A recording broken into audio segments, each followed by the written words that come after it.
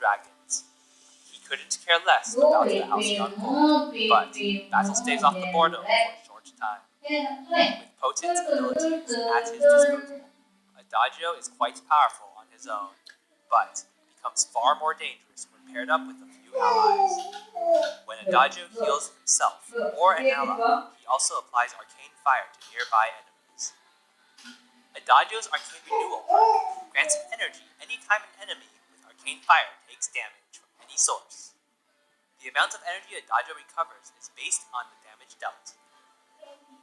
ADAGIO's Gift of Fire instantly heals a targeted ally, then grants additional healing over the next few seconds. As mentioned, this applies arcane fire to all enemies surrounding the targeted ally. When ADAGIO uses this ability on himself, Gift of Fire also applies a brief but powerful slow to nearby enemies. The overdrive on this ability significantly increases the strength of the burst heal.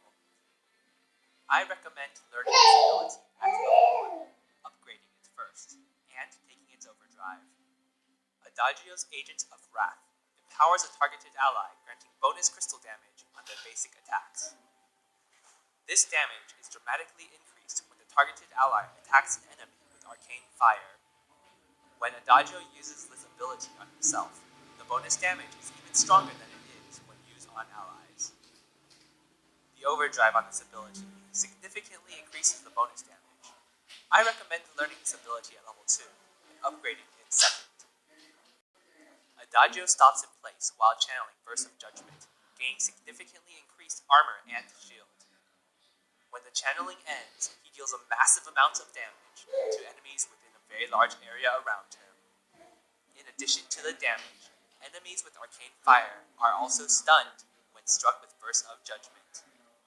I recommend learning and upgrading ADAGIO's ultimate whenever possible. Depending on which items ADAGIO picks up, he can either burn through enemies on his own, or assist his allies from the back line.